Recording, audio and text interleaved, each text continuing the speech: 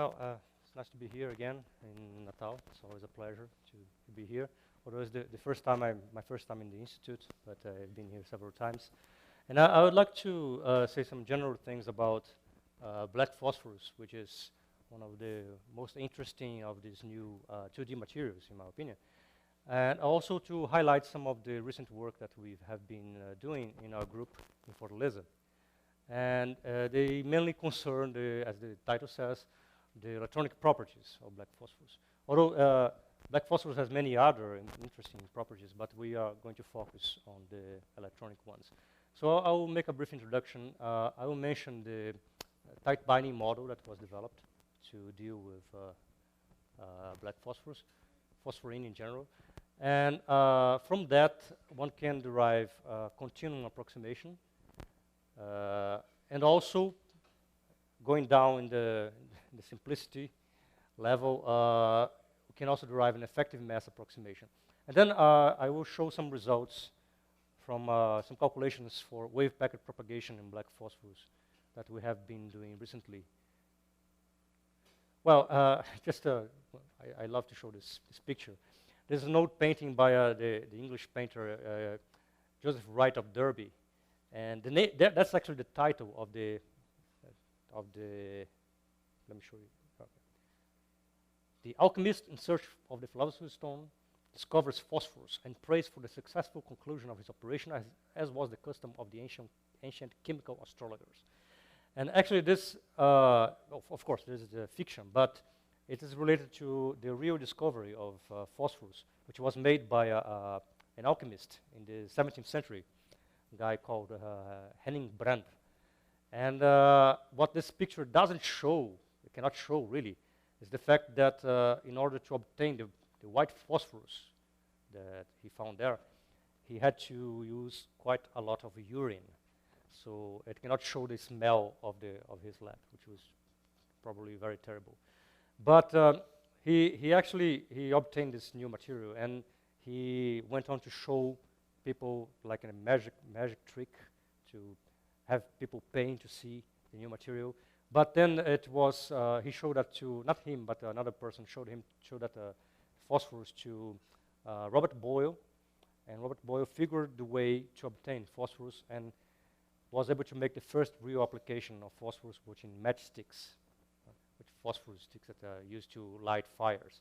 But the point is that really was the white phosphorus, which is one of the allotropes of phosphorus. And since that time, several other allotropes were discovered, among them the red phosphorus and pink phosphorus. And this is the one that concerns us. It's the black phosphorus. Actually, it's the most stable in room temperature and pressure, but it actually was one of the last ones to be found, to be obtained. And in analogy with graphite, it has also a layered structure. And let me see. Well, this is a sample of phosphorus that was a few layer black phosphorus that can be found in the lab. It has this X-ray pattern. I'm not going to stay longer here. But this is a recent picture showing the crystal structure of black phosphorus. And as you can see from this scanning electron transmission microscopy, this is a side view of 3 layers of black phosphorus. And it has, of course, this layered shape configuration with this covalent bound phosphorus atoms in each layer. And the layers are coupled by weak van der Waals interactions, just like in the case of graphene. Also, it has the crystal structure has some resemblance to graphene with this sort of hexagonal shape. But in contrast with graphene, well, first of all, the phosphorus, they have these sp3 bonds. And because of that, it has this, what people call a puckered structure, where the layers, they go up and down along the surface of the layers. And that can be easily seen, can be readily seen in these experimental results that were obtained recently. And single layers of black phosphorus were obtained in 2014.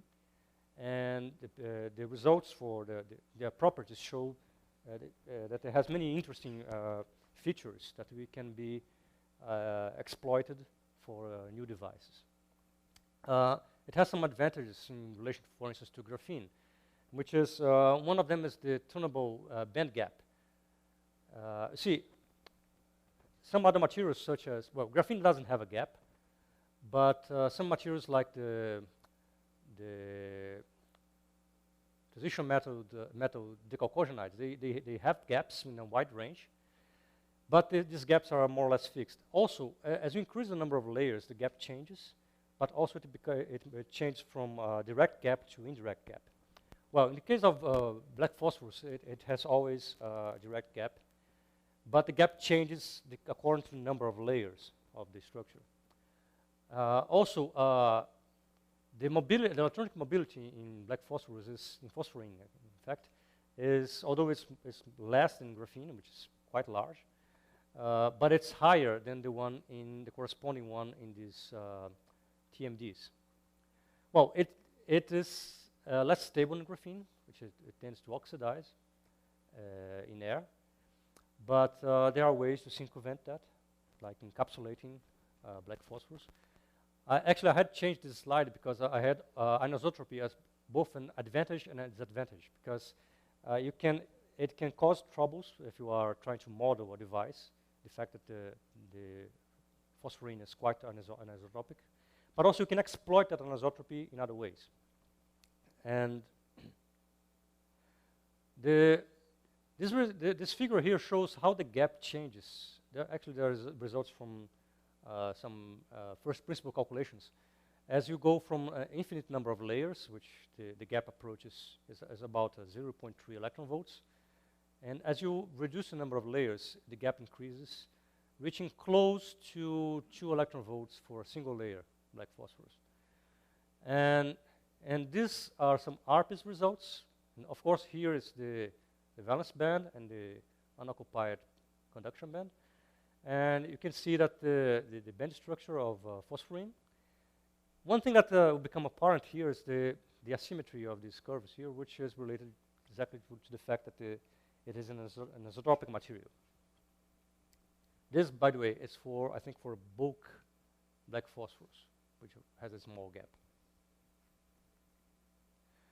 So this picture shows some numerical results for the band structure of single layer, bilayer, and trilayer phosphorine, and also for the bulk black phosphorus. And as you can see, as the number of layers increases, the gap goes down until it reaches as the infinite layers value. And that happens, as you can see, as the bands close to the Fermi level, they are split as the number of layers increases. Also, we can see the anisotropy in the band structure, both for the valence and the conduction bands.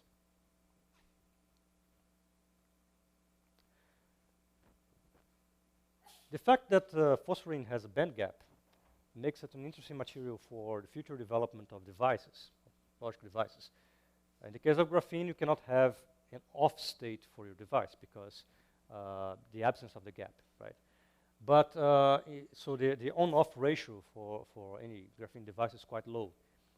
For TMDs, you can get devices with on-off ratios of the order of 10 to 6 or 10 to 8. In the case of black phosphorus, people have found an on-off ratio that is moderate, around 10 to 5 to 10 to 6.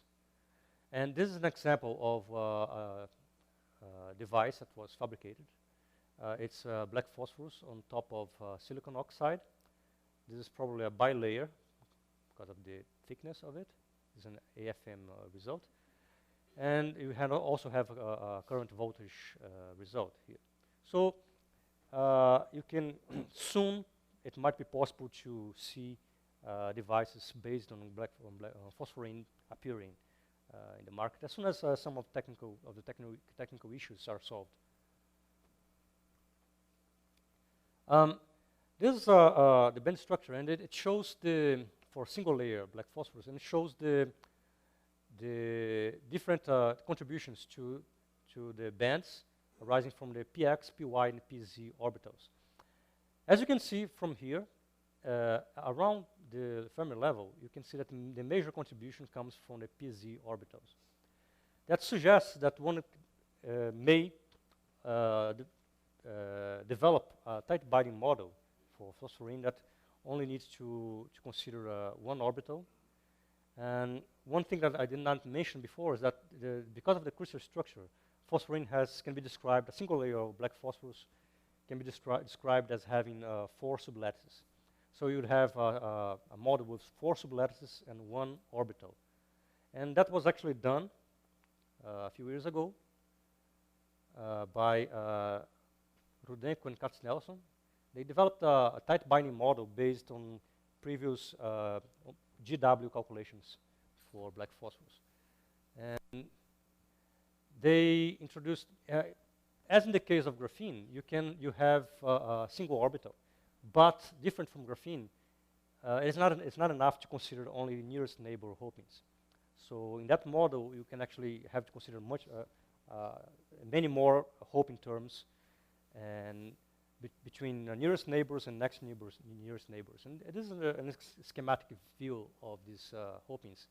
So another thing, as you can see from this picture here, this is a single layer of phosphorine, but each single layer can be viewed as being composed of 2 sublayers, so one up and one down. So the darker atoms here correspond to the lower sublayer, and the lighter atoms are in the upper sublayer. So these are the couplings, the Hopings between atoms in the same sublayer, and these are couplings between atoms in different sublayers. So in this case, this is actually corresponds to a previous version of this tight binding model that included 5 Hopings. Later on, 1 year later, I think they introduced a new improved tight binding model that includes 10 Hopings. That hopefully it gives a better agreement with numerical calculations.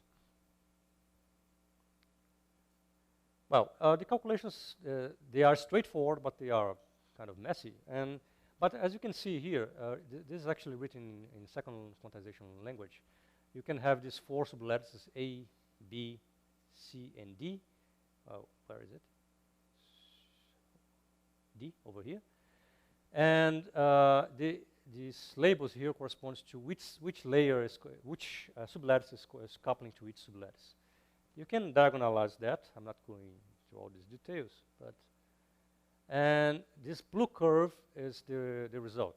You see, the red curve are the GW calculations results, and as you can see, around the gamma point, you have a reasonably good agreement between the GW results and the tight binding calculations.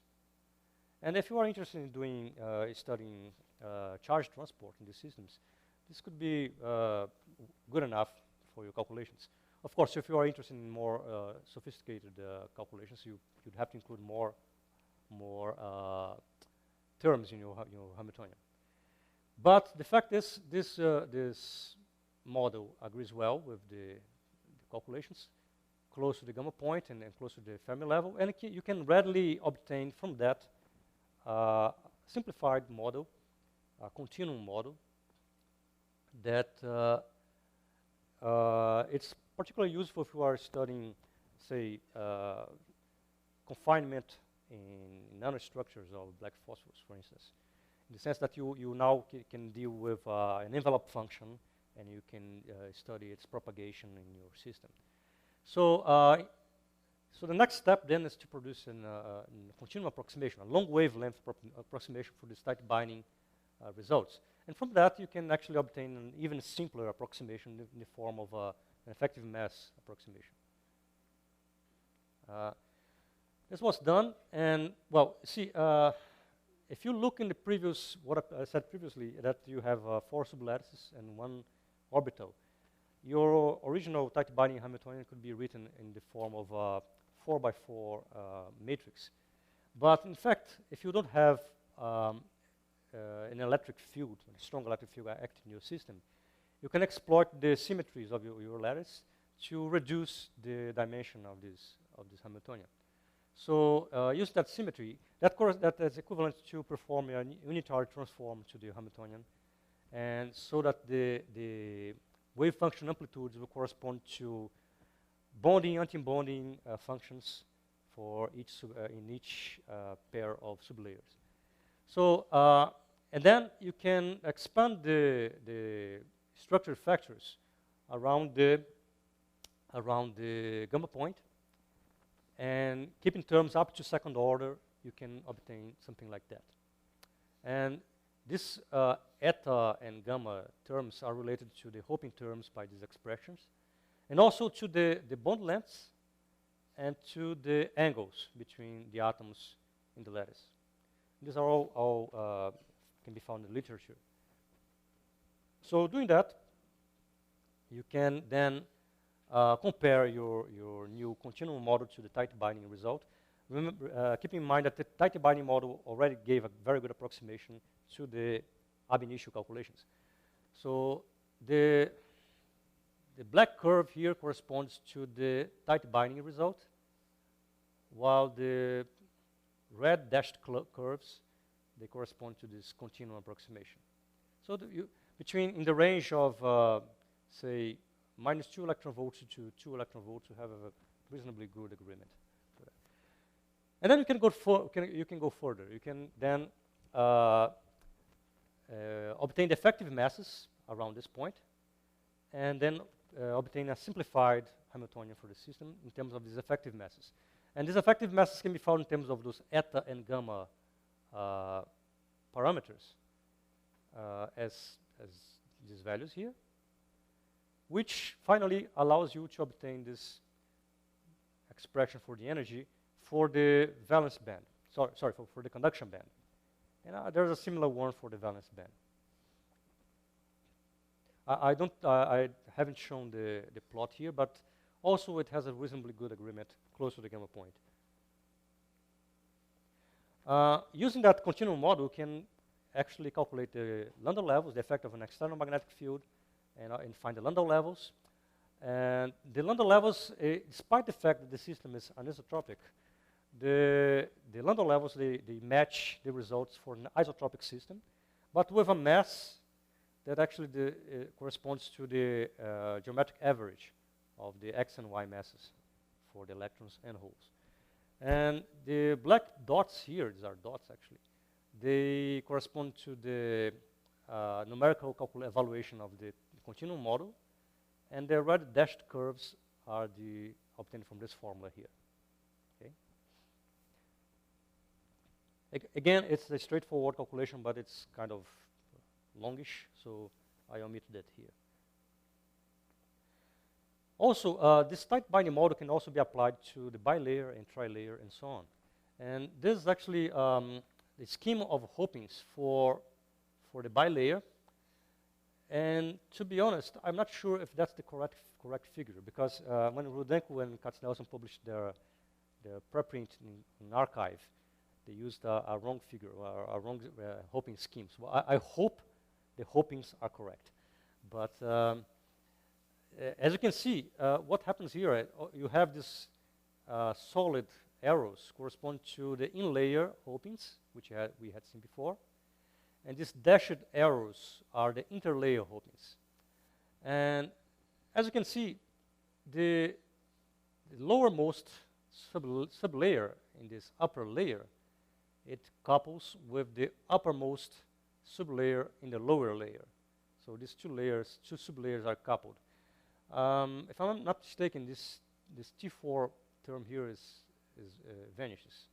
So you have a coupling within the layer, an interlayer coupling, and the interlayer coupling is between these neighboring sublayers. Doing that, you can also develop a continuum model based on that.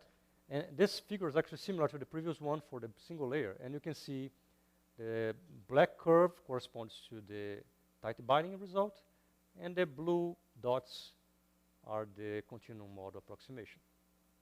Again, you have a reasonably good agreement in a wide range of energies here. reasonably wide range. But one interesting thing about the bilayer is that, well, you have a semiconductor and you have a gap. But as you apply an electric field perpendicular to the layers, you can find that you can actually close the gap. And we were able to see that analytically from these models. And this figure actually shows two results. A black result is a numerical result based on the continuum model. And the red curve is actually from a formula that we found that shows the gap as function of external bias. And as you increase the bias, there comes a point where they cross. On the right, you can see in this panel here a similar figure, but in the presence of a magnetic field.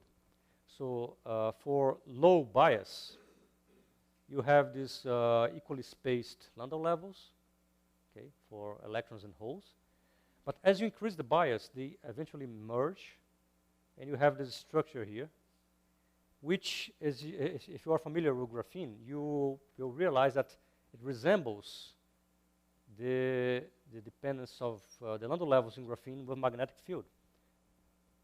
Remembering that in the case of graphene, the Landau levels are not equally spaced. They go with a square root of n.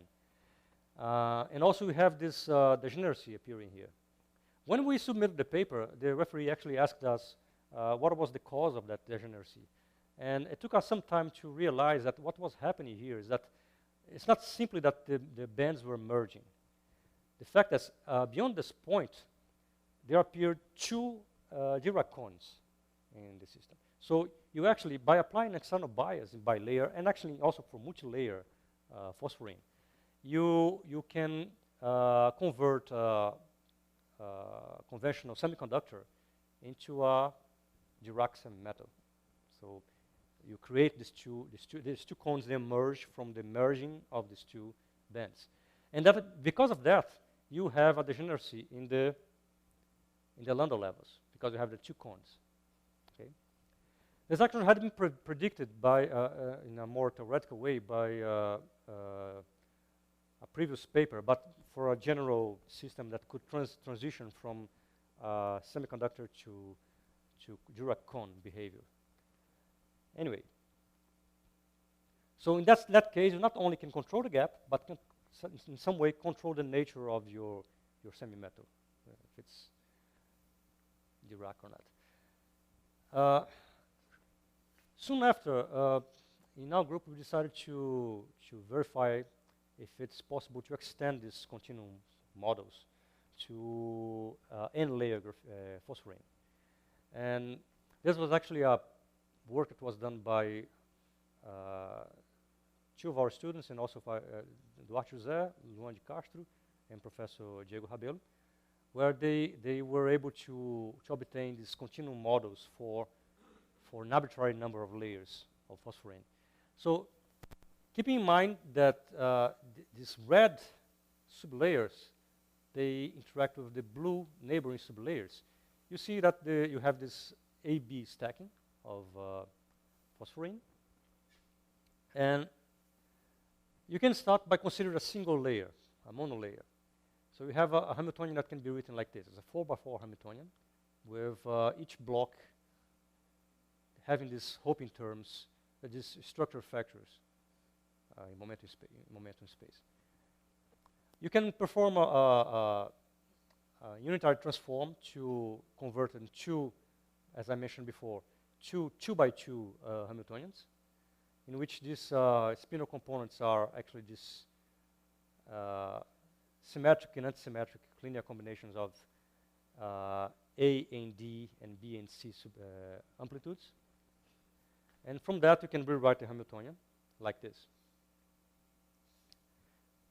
Then, if you go to the bilayer, you have two single-layer blocks, 4x4 blocks, and you have these coupling terms here. And the spinor has 8 components. We call phi 1 and phi 2, which correspond to the amplitudes in each sublattice for each layer, layer 1 and layer 2. And you have the coupling terms can be written like that. So it incorporates the fact that one sublayer interacts with one sublayer of the neighboring layer. And it has this AD prime and AC prime hopings. For n layer, you can extend that notation, and you have a block Hamiltonian written like that. And your spinor has this form here. We have, as a matter of fact, we have 4n components, which is, as before, these amplitudes here correspond to the amplitudes within a layer. And this can be written like this, where these indices they correspond to the layer indices. Okay.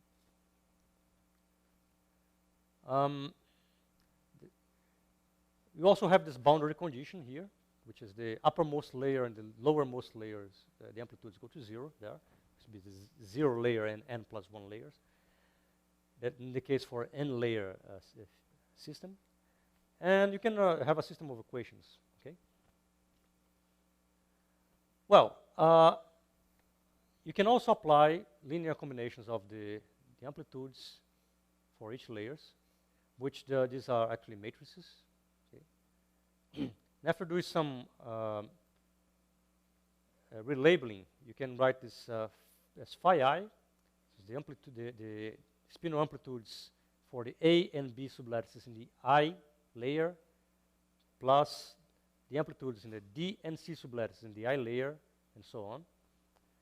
And we can apply the following ansatz, which is to claim that they are approximately the same. Okay. That allows you to reduce this to this equation with this boundary condition. And then you can apply the following ansatz. You can say these amplitudes, they have a sinusoidal dependence on the on the layer index. Okay. In such a way that at the end of the day, you obtain the following decoupled equation.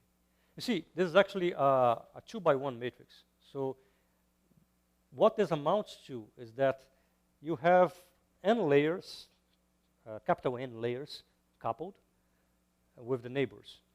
But you can actually incorporate the effect of the coupling as an internal coupling within one layer. So instead of having capital N coupled layers, you have capital N uncoupled layers. Okay? But each one with a potential-like term like that, which depends on the layer index. Using that approximation, you can, well, first of all, for the monolayer, you have the previous result.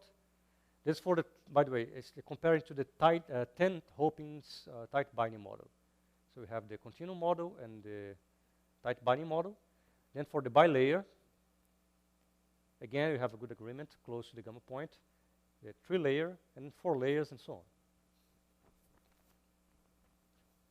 Of course, as you go further from the gamma point, the agreement becomes poorer, but that's expected. But more importantly, this result matches very well with the tight binding model for the multilayer system, in the sense that it predicts the correct value of the gap as the number of layers increases. What it also predicts is the values of the effective masses for each band. This is actually for the lowest lying bands. So we have the electron mass on the x direction. This is the electron mass on the y direction. This is the whole mass on the x direction, and this is the whole mass on the y direction.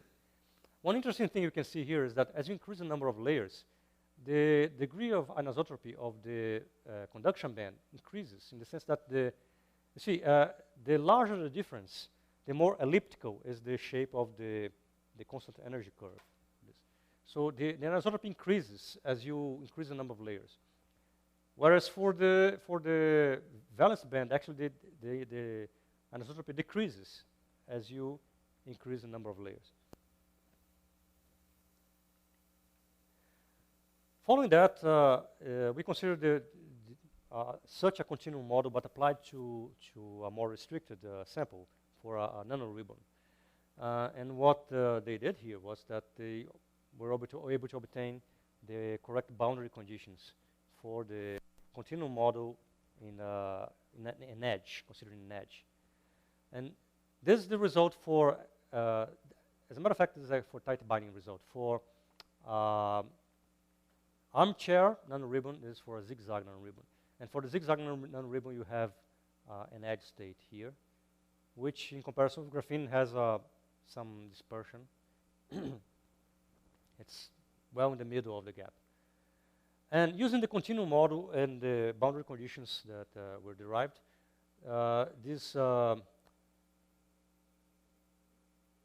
we obtain these results here, where the dashed lines correspond to the continuum model.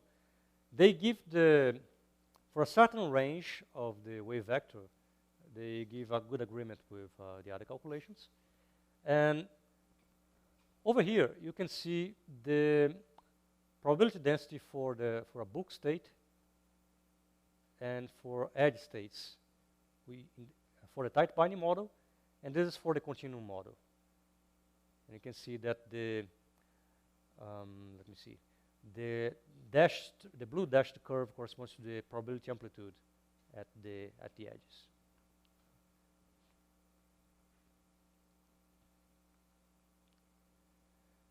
So one thing that becomes possible when you have these continuum models and effective mass models is you can study structures with larger sizes. If you hope to study wave packet propagation, for instance, within a tight binding model, you soon find some computational difficulties because of the size of the sample. But you don't have that limitation when you have this more coarse-grained models. So one thing that we investigated was wave packet propagation in black phosphorus. And two things that we wanted to study was to assess the possible existence of the Zitterbewegung effect, which is the trembling motion of electrons. That was first predicted actually it was predicted in 1930 by Schrödinger within the relativistic quantum mechanics. But then it was found out that it should also arise in the case of graphene. And we wanted to see if a system like that, one thing that you might notice if you looked in the continuum model is that it has both a quadratic dependence on the momentum, but also a linear dependence on the momentum. So it has, in some sense, it has both Schrödinger-like and Dirac-like characters.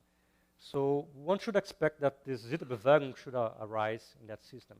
But it might also depend on the direction of propagation. And the other thing that we wanted to see is to investigate scattering in this system. And I'm going to illustrate that in the end by showing one particular result that we recently obtained for that case. So you can actually rewrite the continuum model Hamiltonian in this form here, where now you include this phase angle here. That helps emphasize the similarities with graphene. In the case of graphene, that angle corresponds simply to the direction of propagation. In the case of phosphorine, this relationship is more complicated, because it depends on other parameters. But you have this epsilon 1 and epsilon 2 factors, which are found from this. By the way, this already considers, there's a typo here. This already considers the multilayer model.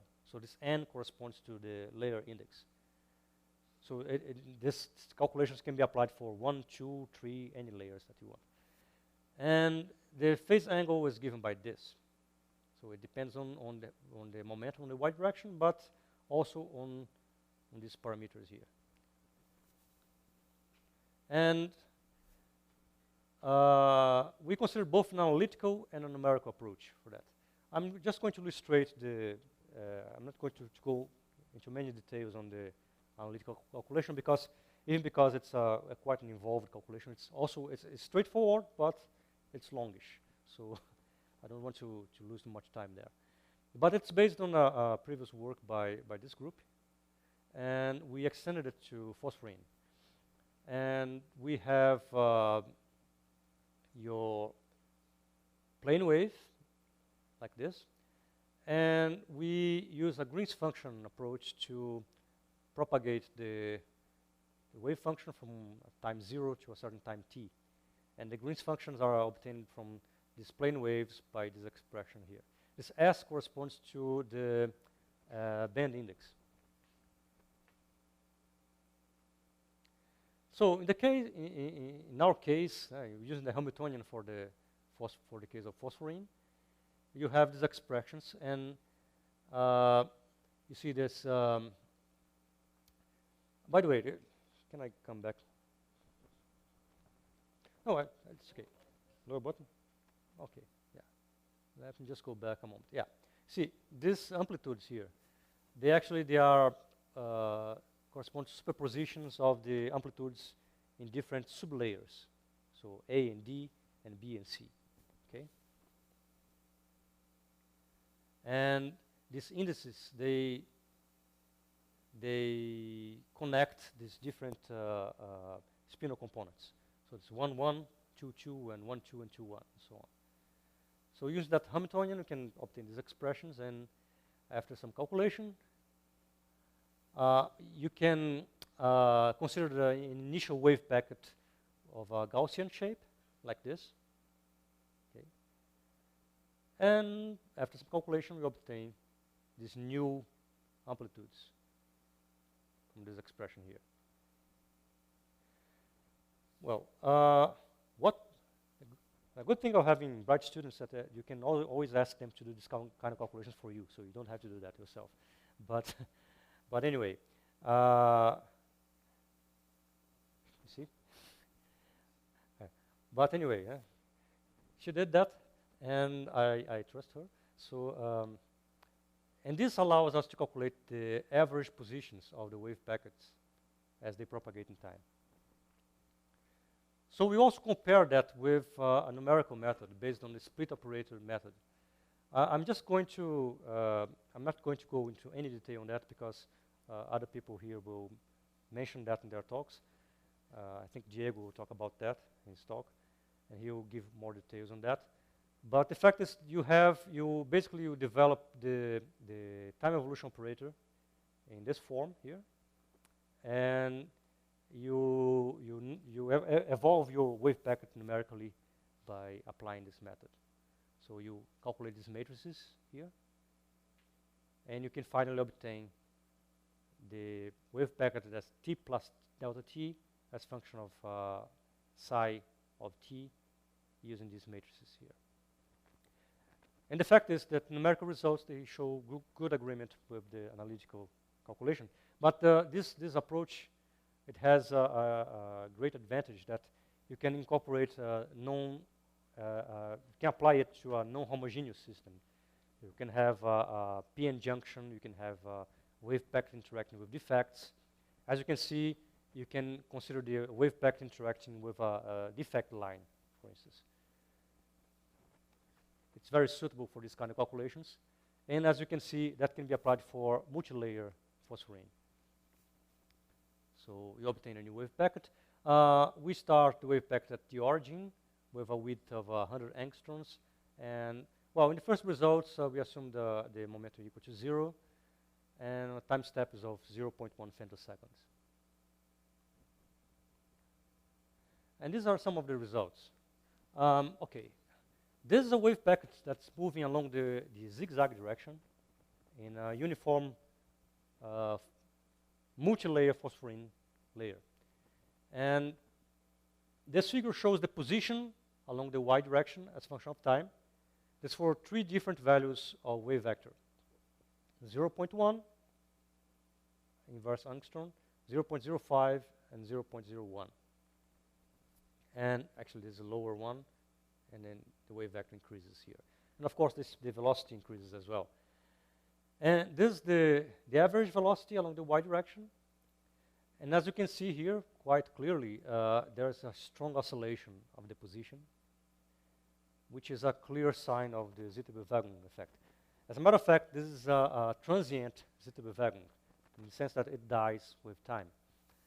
And as predicted previously, that arises due to the interference between positive and energy states in the system. And the amplitudes of the oscillations and the decay time of the oscillations, they depend strongly on the wave vector, as you can see here. So for the smaller wave vectors, you have a longer decay time, and the decay time decreases as you increase the wave vector. But also, as you can see on the right, it depends on the band that you are studying, because as you can see, as you increase the number of layers, you have a splitting of the bands, the valence bands, and this results here are for n equal to 1, 2, 3, and 4, which corresponds to the band indices. And the amplitudes of the oscillations, they show a dependence on the band index. This is just a zoom, an enlargement of this smaller region here, around here.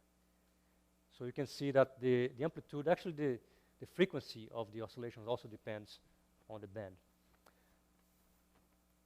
And on the right, you can see some snapshots of the wave packet as it propagates. And you see that the wave packet deforms. So you have a subsidiary wave packet appearing here. That average position here would correspond to the, as we say, the center of mass of the wave packet, which would be moving this upwards. But as you can see, part of it moves downwards with a negative speed, but with a lower amplitude.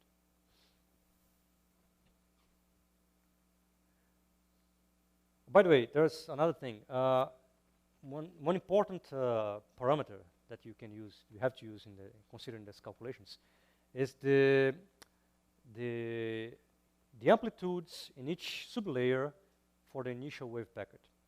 So in this case, the amplitudes are equal to, there's a phase difference between them, but they have the same amplitude. We also have results for C1 equal to 1 and C2 equal to 0, and they show different behaviors. And as you can see here also in the next figure, this is for C equal to 1 and C1 equal to 1 and C2 equal to 1, which means that the amplitudes in each sublayers were the same in the same phase in the initial wave packet. And one thing you can notice here is that the amplitudes of the oscillations are much smaller in this case. Okay. Also, the amplitudes of the oscillations, the velocity are much smaller, although that dependence on the decay time also applies here. With the smaller wave vectors have a longer decay time. And also the dependence on the band index for the oscillations is also found here, also dependent here. As you can see, they oscillate widely, and then eventually they reach a stable velocity after about, I would say, 35, 40 femtoseconds. And as seen here in this right panel, the shape of the wave packet as it propagates is quite different from the previous case.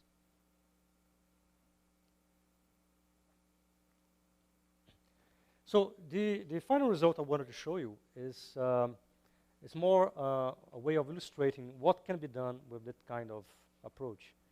And one thing that we wanted to consider is the effect of a change in the direction of the anisotropy axis in different regions of the sample. So these two figures above here for graphene, and you can see that there is a grain boundary around here between two domains of graphene with different orientations of the crystallographic axis. This boundary is made by heptagons and pentagons aligned here.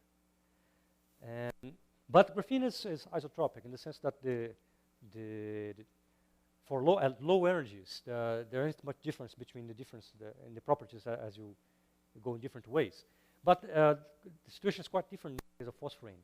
So this is a picture of a sample of phosphorine. I'm not sure if you can see from there, but you have two different orientations of the crystallographic axis in these regions. So we were interested in seeing what kind of effects could arise if you have this kind of interface. One thing, I don't have a figure here, but one thing that was shown before is that these defect lines in phosphorine, they do not support localized states in the gap. So you don't have to worry with localized states scattering electrons. So we decided to use a model that simply treated the two regions with a sharp boundary with different orientations. And for that, the simplest way, by the way, this was work done by one of my master's students, was to consider the effective mass model. You see, in the effective mass model, we have the mx and my masses along two directions. And you can always find an orientation of your coordinate axis to make that inverse mass tensor to become diagonal. But as we're interested in different orientations in the sample, we decided to do a more general calculation. So we assume that you have a certain angle of the anisotropy axis with your coordinate system in such a way that your Hamiltonian now is like this. So we have this px and px py term here appearing, and the masses are given in terms of these cosines and sines of alpha. As you can see, as alpha goes to 0, this goes to 0, this goes to 0, and this one vanishes also. So the situation is something like that. So these are constant energy curves in momentum space. They are ellipses. By the way, they correspond to the same energy. There is no potential difference. There is no p-n junction in the system. It's just the same energy. And okay, I'm finishing. And this is the interface. Okay, so let me go ahead. One curious thing about this system is that the momentum and velocity directions are not collinear. See? As you can see from this figure, the velocity is given by the gradient of this curve, and the momentum is pointing towards the ellipses. They actually have some important effects because it may cause the existence of refraction and total reflection in the system. So this is a figure that we calculate for plane waves interacting with an interface. When say one region corresponds to alpha equal to 0, and the other alpha 1 equal to 0, the other one is alpha 2. So for alpha 2 equal to 0, of course, we have no change. So the incidence angle is equal to the refraction angle. But as you change the angle, you have this curious effect that, for instance, in this case here, you have normal incidence, but the transmitted wave function has about 30 degrees propagation. Okay? So it's a kind of refraction at normal incidence. And that can be seen actually geometrically by comparing these ellipses. See, as I said, they correspond to the same energy, and the momentum parallel to the edge is conserved. So these two momentum vectors, they have the same projection along the ky direction, but they correspond to the same energy also, but they correspond to different velocities. So that's why you have refraction. But also, you can have a situation like this, where you have a state here with a ky projection over there, but there's no corresponding state with the same ky on the blue ellipses. So that's why you have total reflection. And that's illustrated here. So you have, in this case, for instance, over here, you can actually have negative refraction. Okay. And over here, you have total reflection. There's a 90-degree difference between the layers. Okay. And finally, we also did some numerical calculations with wave vector propagation in this system, and that matches very well with this plane wave analysis. So we have this negative refraction. And by the way, there is no reflection at all in this case. See, there's no amplitude reflected. And in this case, you have total reflection. By the way, there's something curious happening in this figure here. See, the dashed line corresponds to the prediction by the plane wave calculation, and this is the actual direction of propagation. The reason for that, and I just want to end with this, is that when you construct your wave packet, you have a distribution of momentum, momenta in your wave packet.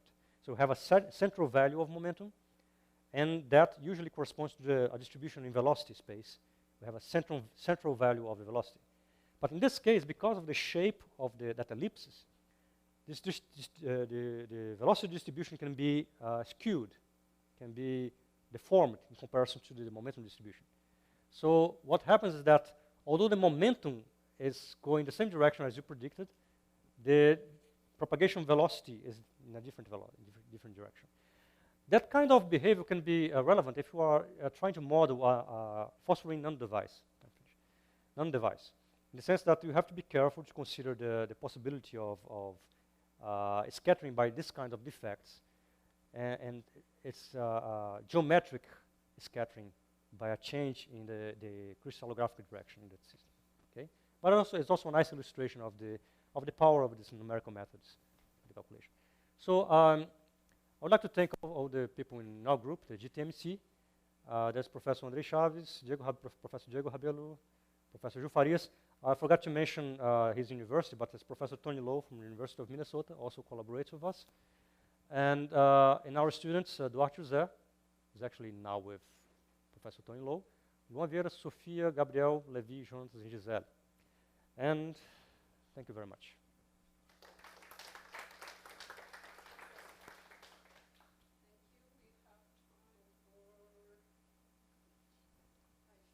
Yes.